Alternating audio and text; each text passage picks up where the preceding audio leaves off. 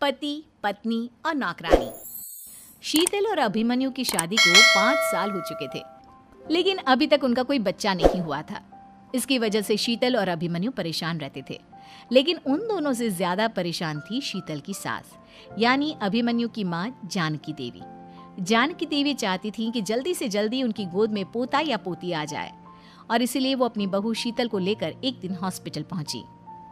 Doctor madam, जरा ठीक से चेक करके बताइए ना। कई बड़े बड़े डॉक्टर को दिखाया है, लेकिन मेरी बहू माँ ही नहीं बन पाती। मैंने शीतल को बहुत अच्छे से चेकअप किया है। देखिए, बात यह है कि शीतल के अंदर माँ बनने की कैपेसिटी नहीं है। ये आप क्या कह रही हैं डॉक्टर साहब? कोई तो इलाज होगा ना, कोई दवाई दे दीजिए। देखिए, कुछ प्रॉब्लम ऐसी होती है जिनका कोई ट्रीटमेंट नहीं होता। आई एम सॉरी टू से, लेकिन शीतल कभी माँ नहीं बन सकती, क्योंकि उसके यूट्रस में अंदर से ही कुछ प्रॉब्लम है।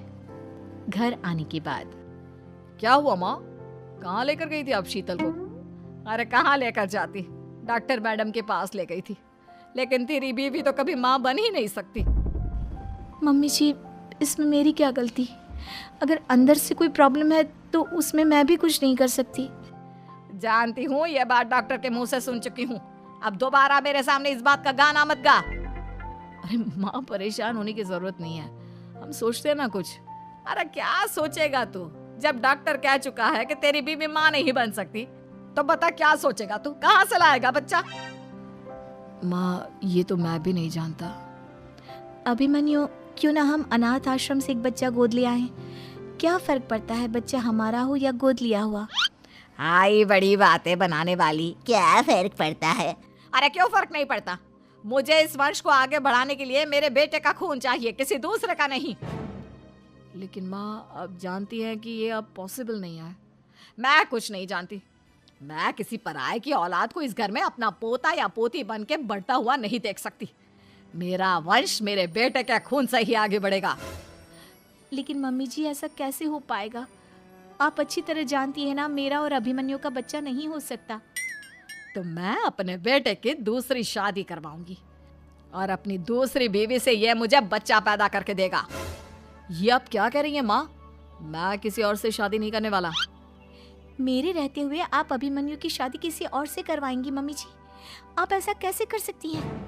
तू बस देखती जा बहू, मैं ऐसा कैसे कर सकती हूँ। कुछ दिनों के बाद, अभिमन्यु, मैंने तेरे लिए लड़की ढूंढ ली है। माँ, मैं आपको कितनी बार समझाऊं, मुझे किसी से शादी नहीं करनी है। पहले मेरी बात सुन। ये जो चमेली है ना, हमारे घर में काम करने आती है, वो तुझसे शादी करने के लिए तैयार है। मम्मी जी, आप अभिमन्यु की शादी एक नौकरानी के साथ करवाएंगी? वो इसलिए क्योंकि चमेली दिखने में बहुत खूबसूरत है, बच्चा भी सुंदर ही होगा। मम्मी जी, लेकिन एक बच्चे के लिए अपने बेटे की शादी नौकरानी के साथ करवाना, क्या ये सही है? अगर अभिमन्यु ने शादी नहीं की ना, तो मैं अपनी जान दे दूंगी। अब देख लो, अगर तुम्हें अपनी माँ की जान प्यारी है तो तुम्हें इस नौकरानी के साथ शादी करनी ही होगी।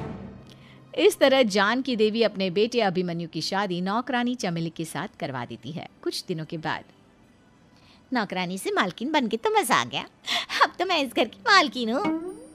देखो, अपने आप को ज्यादा मालकिन समझने की कोशिश मत करो। एक बार तुम्हारा और अभिमन्यु का बच्चा इस दुनिया में आ जाए, उसके बाद तुम इस घर से हमेशा के लिए चली जाना। अरे जाओ जाओ, किसी और के आगे बातें बनाना। एक बच्चा तो पैदा नहीं कर सकी। बढ़िया आई, जाओ जाकर मेरे लिए कॉफी बना कर लाओ। नौकरानी मैं हूँ या तुम? मम्मी जी, देखिए ना शीतल मुझसे किस तरह से बात कर रही है। शीतल, तुम्हें पता है ना चमेली प्रेग्नेंट है, मेरे बेटे के बच्चे की माँ बनने वाली है। वो जैसा कहती है वैसा करो।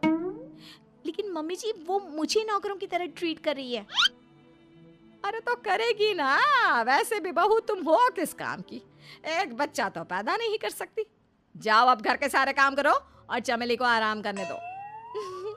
थैंक यू मम्मी जी, भगवान आपका भला करे। आप नहीं होती तो मैं नौकरानी से महारानी कैसे बनती? देखो, तुम्हें जो चाहिए सब मिलेगा।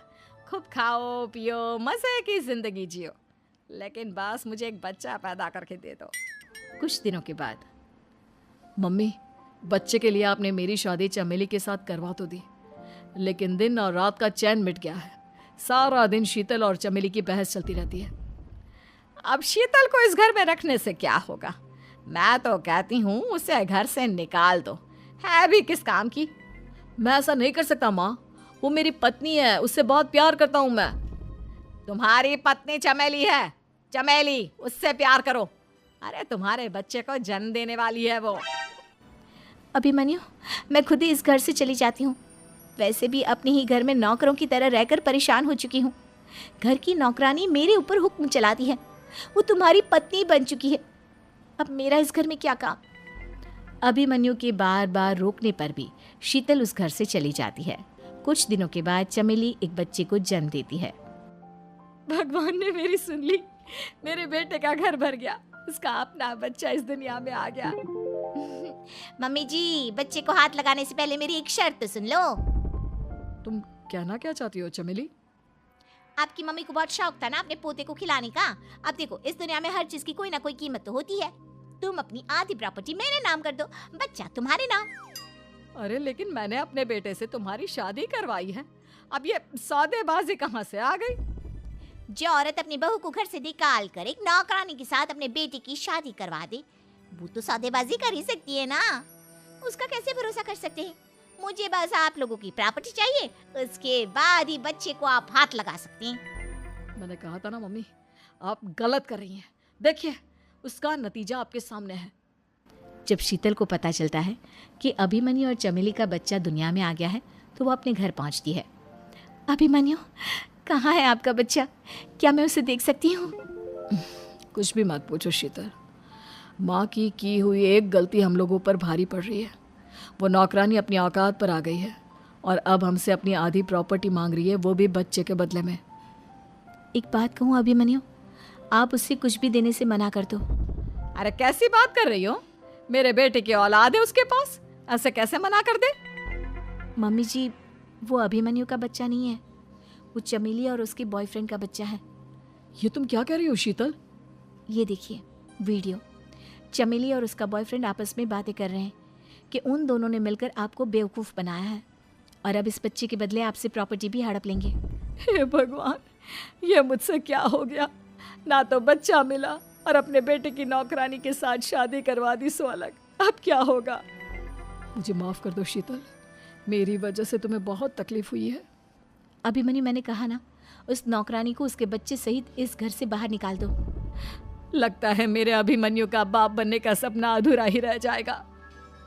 अभिमन्यु, अपनी मम्मी से कहो कि परेशान ना हो। आपको याद है एक बार हम एक IVF सेंटर गए थे, मैंने फिर से वहाँ जाकर बात की थी और आपको पता है इस बार मैं प्रेग्नेंट हूँ, क्योंकि हमने वहाँ पर प्रोसीजर करवाया था जिसकी वजह से मैं प्रेग्नेंट हो गई थी और इस बात का पता मुझे बस कुछ महीने पहले ही लगा है। हमारा बच्चा इस दुनिया में आने वाला है अभिमन्यु। मुझे माफ कर दो शीतल बहू, मुझसे बहुत बड़ी गलती हो गई। कोई बात नहीं माँ, लेकिन अब हमें उस धोखेबाज नौकरानी को इस घर से बाहर निकालना है और इस घर की मालकिन को वापस घर लाना है, वो भी अपने बच्चे के साथ।